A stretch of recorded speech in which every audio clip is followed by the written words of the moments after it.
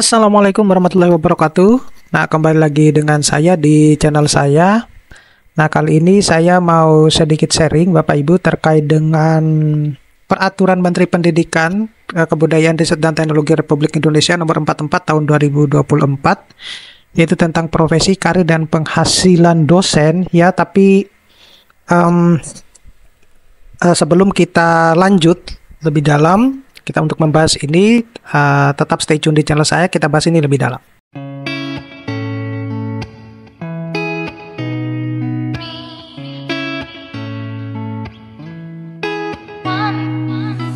Nah, baik Bapak Ibu. Nah, tentunya Bapak Ibu, bagi teman-teman dosen yang baru mampir di channel ini, jangan lupa untuk subscribe ya, mendukung channel ini dengan cara mengklik tombol subscribe, like, share, dan komen. Dan biasakan juga untuk menonton video-video saya secara full. Dan jika Bapak Ibu berkenan, Bapak Ibu juga bisa mendukung channel ini melalui super thanks-nya. Nah, kali ini saya mau sedikit sharing ya terkait dengan Peraturan Permendikbud Nomor 44 Tahun 2024, yaitu tentang profesi, karir, dan penghasilan dosen. Nanti akan saya lanjut ya dengan video yang lain, tapi masih terkait dengan ini. Tetapi sebelum saya lanjut ke video yang lain, saya harus membahas ini dulu biar Bapak Ibu tahu apa saja sebenarnya isinya. Tetapi saya tidak akan membahas ini secara lengkap ya. Saya hanya cuma meng-highlight beberapa poin yang menurut saya Bapak Ibu perlu harus mengetahui kita, karena ada kalanya kadang dosen-dosen itu cuek dengan hal tersebut. Nah, saya tidak tahu apakah mereka memahami hal tersebut atau memang enggak gitu ya. Jadi penting untuk disadari ada hal-hal yang harus memang kita perhatikan di dalam aturan tersebut. Nah, muncul isu juga bahwasanya dengan aturan ini apakah itu menjadi momok ya? Apakah ini merugikan bagi dosen-dosen? Nah, kita nanti lihat pada video berikutnya. Nah, tetapi ini yang akan saya sampaikan. Jadi, di sini saya sudah mencoba membacanya dan ada beberapa bagian yang menurut saya penting untuk saya sampaikan ya. Bagi Bapak Ibu yang mau file ini, Bapak Ibu bisa meninggalkan DM ke Instagram saya ya, atau ke Facebook saya.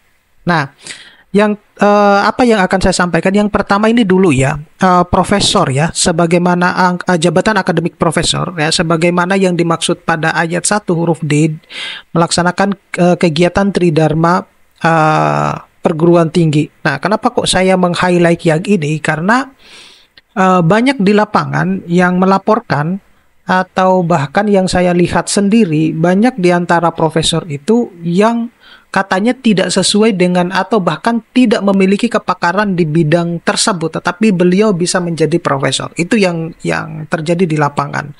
Dan saya juga pernah melihat orang-orang yang semacam itu. Nah, oleh karena itu, kenapa ini penting saya sampaikan, biar nanti, mudah-mudahan nanti ada, artinya di sini saya bukannya menggurui ya, saya merasa masih belum apa-apa.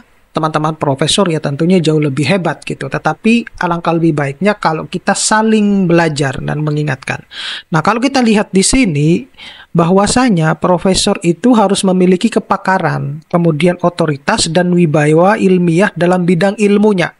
Gitu. Nah, makanya dibentuk waktu itu adalah yang namanya rumpun ilmu, ranting ilmu, dan cabang ilmu gitu ya. Meskipun saat ini itu untuk mendapatkan gelar guru besar itu ternyata harus atas dasar rekomendasi dari kampusnya dan harus ada seperti kuota ya, mungkin semacam itu bahasa sederhananya gitu. Jadi kalau tidak ada kuotanya, sekalipun kum saudara itu sudah terpenuhi, ya tidak bisa menjadi guru besar. Nah, itu yang menjadi kendala saat ini. Kemudian memimpin pengembangan keilmuan sesuai dengan kepakarannya dan membina asisten ahli, lektor, dan atau lektor kepala. Nah, sayangnya banyak guru-guru besar ya, profesor-profesor yang ada, baik itu berdasarkan pelaporan dari teman-teman dosen yang sengaja curhat ke saya, ataupun bahkan yang saya lihat, memang sepertinya banyak guru-guru besar kita itu ya, yang terutama di Indonesia itu tidak mau membina ya asisten-asisten ahli, lektor, atau bahkan lektor kepala. Setidaknya mereka diberikan motivasi, diberikan contoh bagaimana sih biar nanti adik-adiknya ini ya atau junior-juniornya ini bisa menjadi profesor seperti dia ya, tapi dengan catatan dilalui dengan cara-cara yang benar dan memiliki kepakaran, otoritas atau wibawa ilmiah ya yang sesuai dengan bidang ilmunya gitu. Jadi jangan kemudian misalnya guru besar memberikan masukan ataupun membina asisten ahli sedangkan dia sendiri tidak memiliki kepakaran terhadap bidang ilmunya atau bahkan dia menjadi seorang guru besar dengan cara-cara yang tidak benar. Nah, itu tidak pantas lah kalau untuk membina asisten ahli, lektor ataupun lektor kepala. Nah, itu yang pertama ya. Kemudian yang berikutnya itu adalah yang paling menarik. Ini sebenarnya kalau keterkaitan dengan dosen tetap maupun tidak tetap itu sudah pernah saya bahas. Kemudian kualifikasi dosen itu juga pernah saya bahas di video-video saya yang lain. Bapak Ibu bisa lihat di video-video saya yang lain. Nah, yang berikutnya itu kebetulan ini kan sudah saya highlight ya. Jadi saya percepat ya untuk mendapatkan informasi mana sebenarnya highlight yang ingin saya sampaikan. Kalau beban kerja dosen itu diatur sesuai dengan peraturan yang berlaku, dalam hal ini adalah BKD ya. Nah, ini yang berikutnya itu adalah kode etik dosen. Nah, ini penting buat kita-kita ya, semua dosen untuk mengetahui sebenarnya kode etik dosen itu apa saja. Nah, nanti di file ini itu juga ada lampirannya terkait dengan kode etik ini. Nah, kalau kita lihat di sini pada pasal 23 ayat 1 itu menyebutkan bahwa kode etik dosen itu merupakan norma dan etika yang mengikat perilaku dosen dalam melaksanakan tugas tridharma secara profesional. Kemudian yang kedua itu kode etik dosen sebagaimana dimaksud pada ayat 1 itu terdiri dari satu kode etik nasional dosen yang nanti akan saya teruskan ya di bagian lampiran. Kemudian ada kode etik dosen pada perguruan tinggi, di mana kalau pada perguruan tinggi tentunya ini diatur atas otoritas dari perguruan tingginya masing-masing. Ya, seperti yang kita ketahui di Indonesia itu ada PTN dan PTS. Nah, berikutnya itu adalah kode etik nasional dosen sebagaimana yang dimaksud pada ayat 2 huruf A tercantum dalam lampiran 1 yang merupakan bagian tidak terpisah dari peraturan menteri ini. Ya, jadi nanti akan saya bahas kode etiknya seperti apa. Ya, kemudian kode etik dosen pada perguruan tinggi sebagaimana dimaksud pada ayat 2 huruf B itu paling sedikit mencangkup kode etik nasional dosen sebagaimana dimaksud pada ayat 3 dan ditetapkan oleh pimpinan perguruan tinggi. Nah, berikutnya yang kelima itu adalah dosen yang melanggar kode etik dosen dikenai sanksi etika sesuai dengan ketentuan dalam kode etik dosen pada perguruan tingginya. Nah, jadi seperti apa sih sebenarnya sanksi? Nah, biasanya adalah sanksi administratif ya, termasuk adalah sanksi tertulis di situ. Nah, jadi kalau nanti ada sanksi tertulisnya juga tidak ini, nah baru ini. Oleh karena itu, pada akhirnya kalau beberapa bulan kemarin mencuat informasi terkait dengan profesor atau guru besar abal-abal, kemudian tiba-tiba meredup ya, hari ini bahkan sudah tidak ada kabarnya lagi.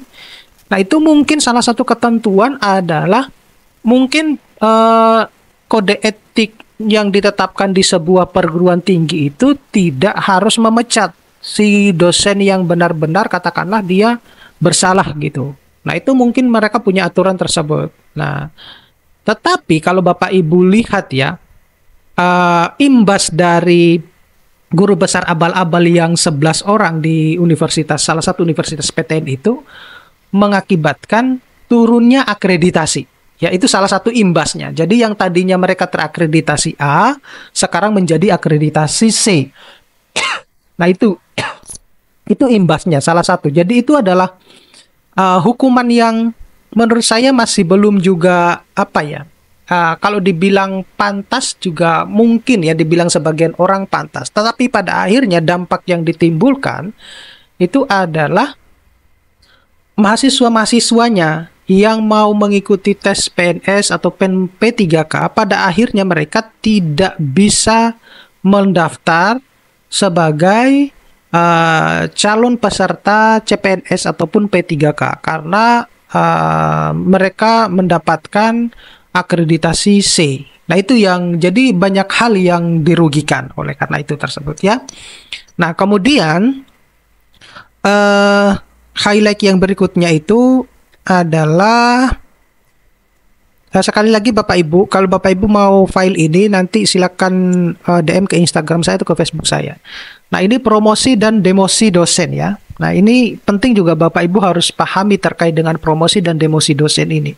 Nah, kalau kita berbicara tentang promosi dosen, itu berarti berbicara terkait dengan kenaikan jabatan, jenjang jabatan akademik dosen ya, tentunya yang lebih tinggi dari yang sebelumnya. Kemudian promosi dosen itu dilakukan sesuai dengan kebutuhan dosen pada setiap jenjang jabatan akademik. Nah, yang ketiga itu adalah promosi dosen itu dilakukan pada dosen yang memenuhi persyaratan sebagaimana berikut, yaitu satu, memenuhi beban kerja dosen, kemudian memenuhi indikator kinerja dosen pada jenjang jabatan akademik yang dituju, dan syarat lain terkait dengan pelaksanaan tridharma yang ditetapkan oleh perguruan tinggi. Yang keempat, itu adalah selain persyaratan sebagaimana yang dimaksud pada ayat 3, promosi dosen ke jenjang jabatan akademik profesor juga harus memenuhi persyaratan sebagaimana berikut. Yang pertama itu adalah memiliki pengalaman kerja 10 tahun sebagai dosen tetap ya. Jadi ini juga masih ambigu ya. Kenapa demikian? Karena kalau untuk yang ke profesor, aturannya itu adalah memiliki pengalaman kerja 10 tahun itu untuk ketika dia baru pertama kali mendapatkan jabatan akademiknya. Ya, jadi bukan sebagai dosen tetap. Nah, itu koreksi dari saya. Itu yang aturan-aturan yang lain menyebutkan semacam itu. Dengan kata lain, kalau misalnya ini berbeda ya dengan dosen tetap yang diangkat menjadi dosen tetap ya. Contohnya misalnya begini, dengan kata lain, kalau misalnya yang bersangkutan itu adalah mau menjadi seorang guru besar atau profesor, sedangkan dia pertama kali mendapatkan jabatan akademiknya itu di tahun 2013, contoh misalnya semacam itu, maka yang bersangkutan itu bisa menjadi profesor di tahun 2024 ya, 2024, karena 2023 terhitung 10 tahun. Itu kalau misalnya kumnya sudah sesuai ya, atau sudah memenuhi. Tetapi kalau yang dimaksud dengan 10 tahun memiliki pengalaman kerja sebagai dosen tetap itu berarti itu pertama kali dia diangkat menjadi dosen tetap dan belum tentu yang bersangkutan juga memiliki jabatan akademik ya, jabatan akademik misalnya asisten ahli ataupun lektor gitu. Karena biasanya ketika kita baru pertama kali masuk menjadi seorang dosen itu kita perlu nunggu minimal 2 tahun untuk bisa mengajukan ke jabatan akademik kita yang pertama. Semacam itu. Jadi ini mungkin ya harus diperbaiki ya. Yang benarnya yang mana? Apakah yang ini atau yang 10 tahun itu yang untuk yang jabatan akademik kita yang pertama? Kemudian yang kedua itu memiliki publikasi ilmiah. Nah, publikasi ilmiah ini itu tentunya disesuaikan dengan peraturan yang ada gitu. Jadi tidak ucuk-ucuk bahwa yang penting saya punya ini jurnal internasional Scopus. Enggak juga gitu. Tapi sudah harus ditentukan oleh berdasarkan peraturan yang ada. Kemudian yang ketiga itu adalah berpendidikan doktor atau doktor terapan. Dan yang keempat adalah syarat lain yang terkait dengan pelaksanaan tridharma yang ditetapkan oleh perguruan tinggi. Nah, pada poin 5 itu terkait dengan publikasi, yaitu harus disesuaikan dengan atau yang telah ditetapkan oleh Menteri Pendidikan. Berikutnya itu adalah selain persyaratan sebagai yang dimaksud pada ayat 3 sampai dengan ayat 5, promosi dosen aparatur sipil negara juga harus memenuhi ketentuan peraturan perundang-undangan mengenai aparatur sipil negara. Jadi harus sesuai dengan aturan BKN lagi, yaitu untuk yang teman-teman PNS. Nah, sedangkan kalau yang non-PNS ya tidak sampai kepada undang-undang mengenai aparatur sipil negara. Gitu ya. Jadi cukup sampai dengan yang poin kelima tadi. Nah, kemudian kalau kita lihat di sini di pasal 34 itu adalah perguruan tinggi itu dapat melakukan promosi dosen ke jenjang jabatan akademik profesor itu memenuhi persyaratan sebagai berikut. Yaitu memiliki profesor pada rumpun ilmu bidang studi dosen yang menjadi calon profesor. Kemudian memiliki prosedur internal untuk promosi dosen yang ditetapkan oleh pimpinan perguruan tinggi dan membentuk tim promosi dosen. Nah, tim promosi dosen ini sebagaimana yang dimaksud pada ayat 1 huruf C itu terdiri paling sedikit 5 profesor pada rumpun ilmu bidang studi dosen yang dipromosikan, dengan paling sedikit 3 diantaranya profesor dari perguruan tinggi lain. Nah, catatannya adalah bagaimana kalau misalnya di universitas tersebut itu belum memiliki profesor, apakah 5 profesor sebagai syarat itu boleh diambilkan dari universitas yang lain, sedangkan di sini hanya tertulis 3 gitu. Itu kalau kita berbicara bahwa profesor itu yang sesuai dengan rumpun ilmunya, ya. Nah, kenapa demikian? Contoh misalnya ya, pada case di kampus tempat saya bekerja, kalau di jurusan saya katakanlah dia belum punya profesor nih. Kemudian ada salah satu dosen atau 2 dosen yang sudah memenuhi hukumnya dan mau mengajukan ke profesor. Apakah tim promosi dosen yang sebagaimana dimaksud pada ayat 1 huruf C itu karena di kampus tersebut tidak memiliki profesor yang sesuai dengan rumpun ilmu, bidang ilmu dan ranting ilmunya, apakah harus mengambil dari profesor-profesor di universitas yang lain? Nah, saya kira iya, ya, karena di kampus tersebut tidak memiliki profesor yang sesuai dengan rumpun ilmu. Kemudian yang ketiga itu adalah perguruan tinggi yang dapat melakukan promosi dosen ke jenjang jabatan akademik profesor sebagaimana dimaksud pada ayat 1 itu ditetapkan oleh menteri. Kemudian perguruan tinggi yang belum memenuhi persyaratan sebagaimana dimaksud pada ayat 1 dan 2 dapat melakukan promosi dosen ke jenjang jabatan akademik profesor setelah mendapatkan rekomendasi dari tim promosi dosen dari perguruan tinggi lain yang memenuhi persyaratan atau tim promosi dosen yang dibentuk oleh kementerian, gitu ya. Jadi ini tadi jawabannya Bapak Ibu. Nah, berikutnya yang highlight yang ingin saya sampaikan lagi itu adalah perguruan tinggi dilarang. Nah, ini terkait dengan aturan atau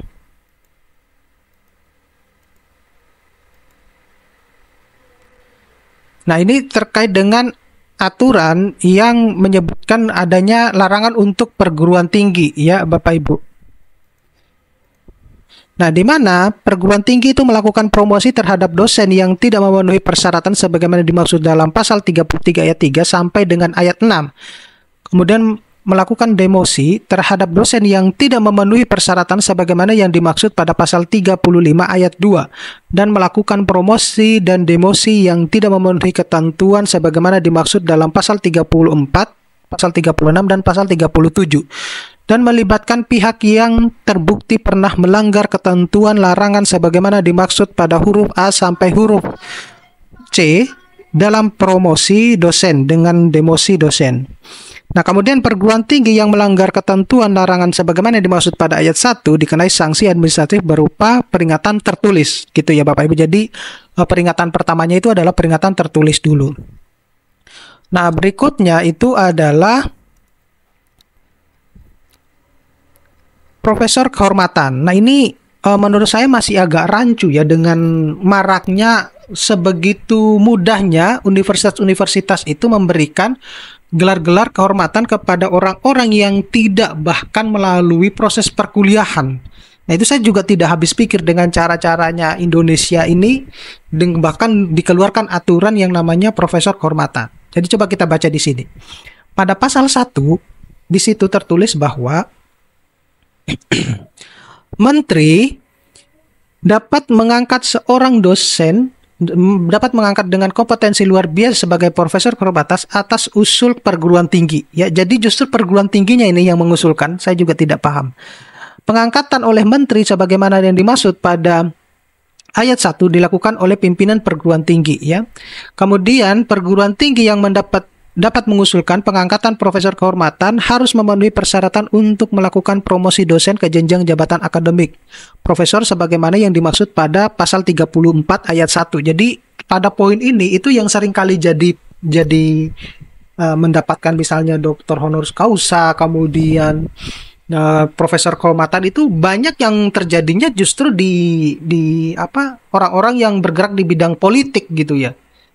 Ya, itu saya juga tidak paham. Kemudian perguruan tinggi yang dapat mengusulkan pengangkatan profesor kehormatan sebagaimana yang dimaksud pada ayat 3 ditetapkan oleh menteri.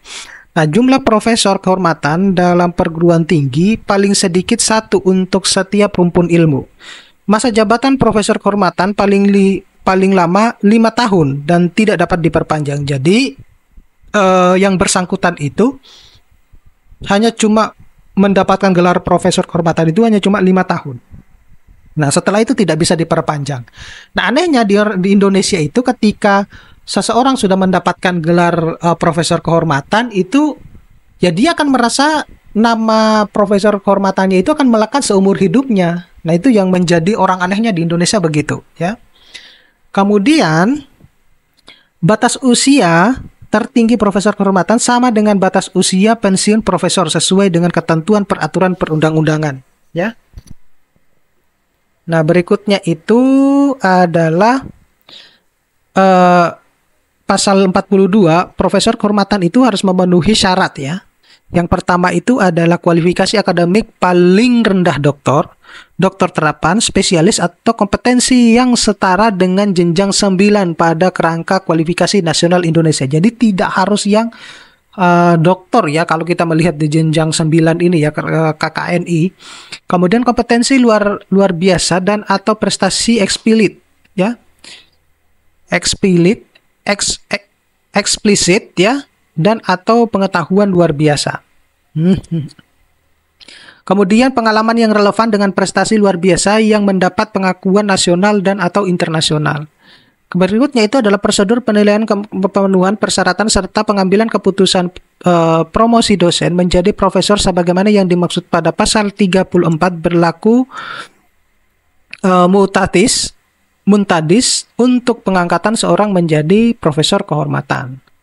Nah, kemudian di situ ada juga yang disebut dengan kewajiban dari profesor-profesor kehormatan tersebut, ya.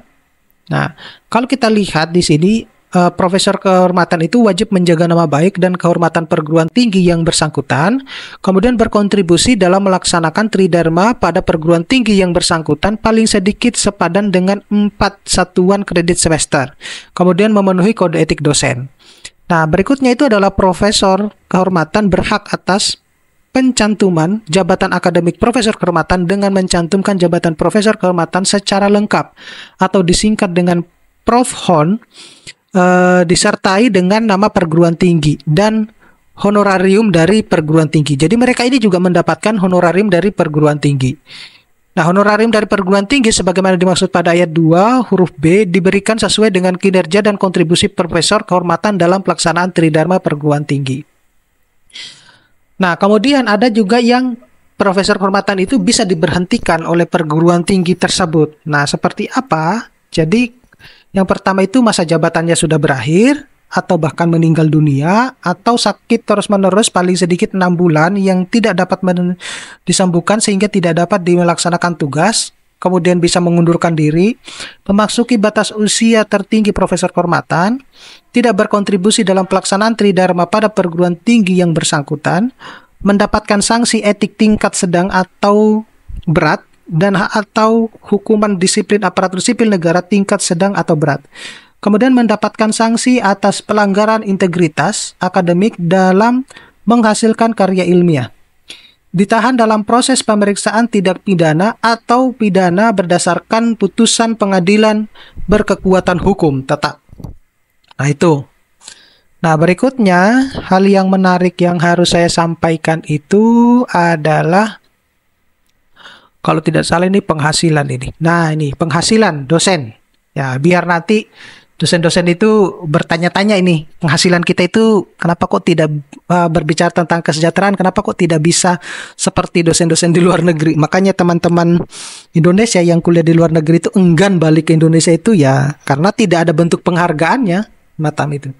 Nah, yang pertama itu adalah gaji dosen, ya. Saya tidak mau yang lain. Jadi Kementerian itu membayar gaji pokok dan tunjangan yang melekat pada gaji sebagaimana yang dimaksud pada dalam pasal 49 ayat 2 huruf A kepada dosen aparatur sipil negara sesuai dengan ketentuan peraturan perundang-undangan mengenai aparatur sipil negara. Kemudian PTN dalam badan hukum dan badan penyelenggara membayar gaji pokok dan tunjangan yang melekat pada gaji sebagaimana yang dimaksud dalam pasal 49 ayat 2 huruf A kepada dosen yang merupakan pegawai PTN, badan hukum dan badan penyelenggara. Nah, besarnya gaji pokok dan tunjangan yang melekat pada gaji sebagaimana yang dimaksud pada ayat 1 di atas kebutuhan hidup minimum sesuai dengan ketentuan peraturan perundang-undangan mengenai ketenagakerjaan. Kemudian PTN pada badan hukum dan badan penyelenggara dilarang membayar gaji pokok dan tunjangan yang melekat pada gaji kepada dosen dengan besaran di bawah ketentuan pasal 51 ayat 2. Ini nanti bisa dibaca seterusnya. Kemudian ada penghasilan lain. Penghasilan lain itu adalah penghasilan lain dosen sebagaimana yang dimaksud dalam pasal 49 ayat 2 huruf B meliputi tunjangan profesi, tunjangan fungsional, tunjangan khusus dan tunjangan kehormatan serta maslahat tambahan. Ini ya, kalau kita melihat di sini ya, pasal 56 persyaratan untuk menerima tunjangan khusus sebagaimana yang dimaksud pada ayat 1 meliputi berstatus dosen aktif dan belum memasuki usia pensiun 65 tahun atau 70 tahun bagi dosen dengan jabatan akademik profesor. Nah, berikutnya itu adalah yang saya ingin bahas adalah kode etik. Nah, ini Bapak Ibu yang disebut dengan kode etik nasional ya. Kode etik nasional itu yang pertama adalah menjunjung tinggi nilai integritas akademik dalam melaksanakan tridharma. Kemudian menghindari konflik ya kepentingan dalam menjalankan tugas sebagaimana dosen, memperjuangkan dan mendorong lingkungan perguruan tinggi yang menghormati keberagaman dan inklusivitas, memperjuangkan dan mendorong lingkungan perguruan tinggi yang aman dan dari kekerasan. Kemudian kode perilaku tidak melakukan pelanggaran integritas akademik dalam menghasilkan karya ilmiah yang terdiri dari fabrikasi, falsifikasi, plagiat, kepengarangan yang tidak sah, konflik kepentingan, dan pengajuan jamak. Ya. Nah, berikutnya adalah tidak menerima gratifikasi atau meminta imbalan dari mahasiswa dalam melaksanakan tugas sebagai dosen. Nah, ini masih banyak nih yang melakukan hal ini ya. Jadi mungkin yang dimaksud itu bagi dosen-dosen adalah kalau misalnya mereka bantu ya menjadi joki skripsi itu termasuk dalam pelanggaran kode etik dosen. Kemudian tidak memanfaatkan posisinya sebagai dosen untuk mendapatkan ketentuan secara pribadi dari mahasiswa. Secara aktif mengintervensi dan menangani insiden intoleransi perundang-undangan dan kekerasan seksual.